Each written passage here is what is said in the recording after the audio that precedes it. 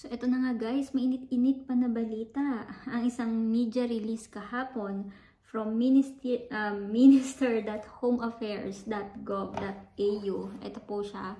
Nakalagay po dito ang ending visa hopping in the migration system. So, kahapon lang to, Wednesday, June 12. At ngayon ko lang din siya nabasa. Nakita ko lang ito sa isang migration lawyer sa Instagram at meron siyang link doon. Ilalagay ko din po yung link sa baba. So kung hindi nyo pa po ito nababalitaan sa mga nagpaplano na magpunta dito sa Australia on tourist visa and then eventually mag-apply ng student visa, so bawal na po.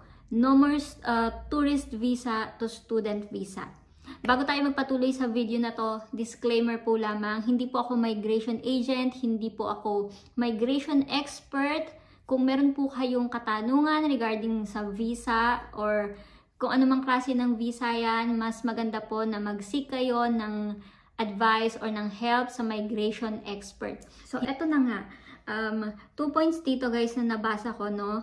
Number 1, visitor visa holders will not be able to apply for student visa onshore. So, dati kasi, no, siguro mga ilang months na yung nakakaraan, naging trend talaga itong tourist visa to student visa na process. And masyadong na-hype yung process na ito. Siguro dahil na rin kasi sa mga content creators sa social media like YouTube, like TikTok, like Reels na dahil yun yung naging way nila, naging pathway nila para magpunta dito sa Australia, yun din yung nire-recommend nila sa iba na gawin nila. At ito na nga, kinakatakot ng ilan sa atin na bawalin na nga ito. At nagkatotoo na nga po. So, no more TV to SV na. At isa pa kasi na naging trend kamakailan lang ay yung course hopping ng mga international student na nandito. Meron din kasing mga agents or yung mga education counselor na nagsasabi na let's say yung isang course walang PR pathway, dahil mas mabilis daw na mag-grant yun yung pinapakuha muna nila para lang makapasok dito sa Australia. And then once nandito na yung so once nandito na yung mga international student na yon, ay mag-change sila ng course. Kukuha sila ng course na may PR pathway na. So ganun po yung ginagawa nila. Ano pa ba yung iba? So ito nga, yung secondly guys, nakalagay dito, temporary graduate visa holders will not be able to apply for student visa onshore.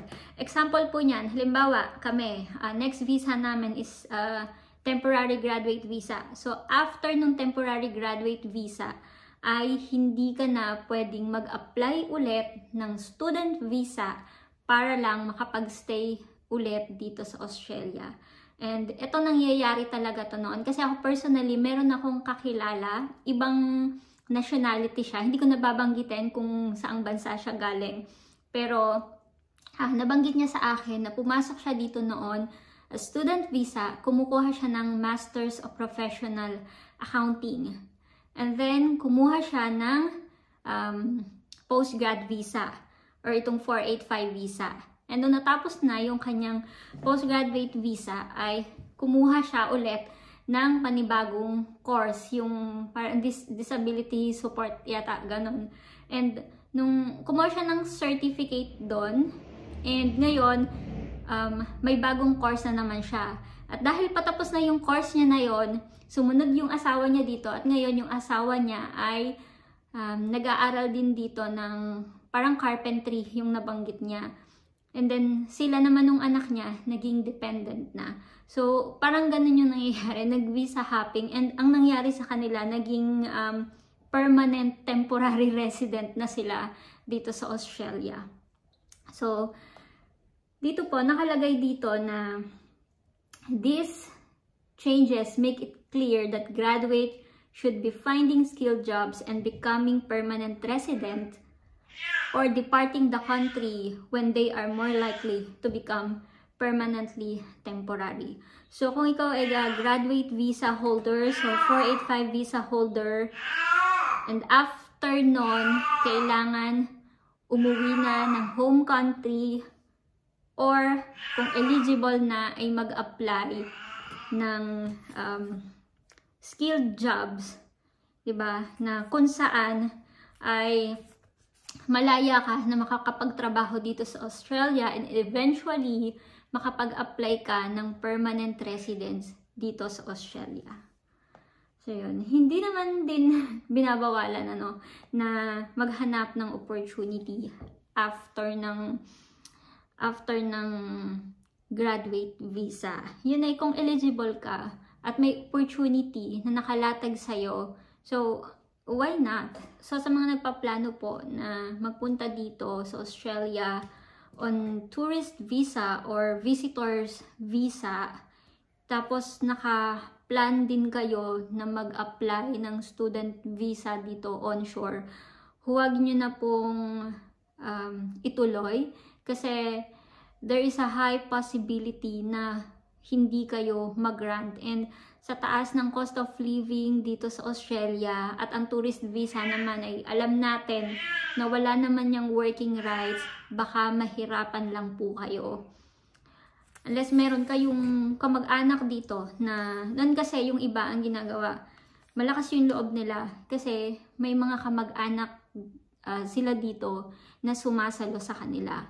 Pero, ayan ngayon, marami talagang pagbabago na nangyayari.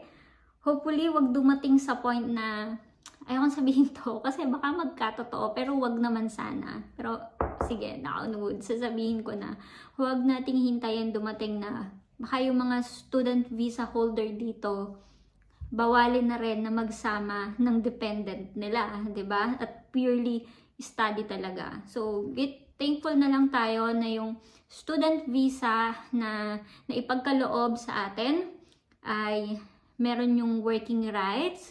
Meron nga lang siyang limitation, which is ngayon nakalagay na rin sa AAMI website na 48 hours per fortnight. So, sulitin na lang natin yung 48 hours per fortnight na yon. Ang main priority pa rin ay ang mag-aral, ang mag-study. At huwag nyo nang subukin na gumawa ng illegal dito sa Australia kasi nadadamay po yung mga genuine students, yung mga genuine yung purpose kung bakit sila nandito. So ito guys, nakalagay dito. On July 1, the Albanese government is taking this step further. Firstly, visitor visa holder will not be able to apply for student visa onshore. The visitor to student pathway has become increasingly prevalent with over 36,000 applications since 1st of July 2023 to end of May 2024. So, grabe, ganun palang kalaki. This measure closely pathway, blah, blah, blah. Secondly, temporary graduate visa holders will not be able to apply for student visa onshore. Yan, nakalagay po dito. So, it's a no-no na. Kaya, kung gusto niyo talaga magpunta dito sa Australia, planuhin yung mabuti. Lagi ko naman itong sinasabi sa mga previous video ko. At isa po tayo sa mga content creators na hindi nag-a-advise sa iba or nagre-recommend sa iba na magpunta dito on tourist visa and then eventually mag-apply ng student visa.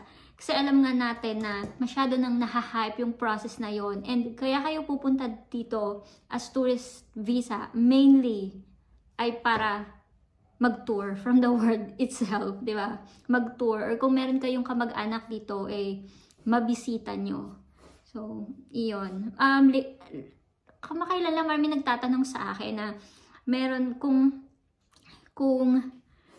legal daw ba yon na yung in-applyan niyang agency ay tourist visa yung ibibigay sa kanila papunta dito. And then pag nandito na, i-change to working visa. Pero sabi ko talaga, hindi ko siya masasagot kasi hindi naman ako expert sa ganyan. Pero I feel like na-scam siya sa bagay na yon. So, kung gusto niya talagang magpunta dito, magpa-assess siya ng skills niya, and mag-seek siya ng help sa isang migration expert para matulungan siya na makapunta dito at makapagtrabaho dito sa Australia. At kung gusto niyang isama yung family niya, ay maaari din.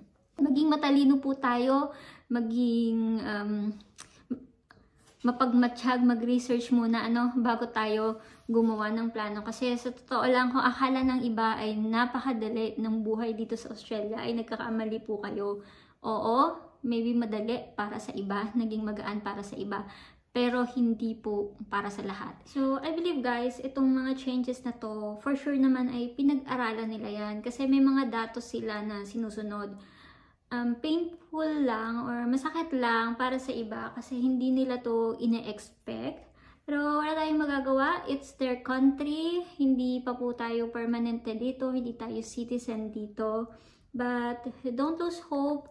Kung para sa iyo ang Australia, ano't ano man ang mangyayari, mapupunta ka dito, magstay ka dito for good, magiging permanent resident ka dito, or magiging citizen ka dito, kung yan talaga yung gusto mo. Pero sa ngayon, kailangan nating sumunod kung ano ang patakaran na i-implement nila. Basta wag kayong mawala ng pag-asa. Just continue to reach your goal, basta sa legal na paraan, at hindi tayo nakakatapak ng ibang tao. So, yun lang. God bless everyone. Thank you for watching. See you on my next vlog. Bye!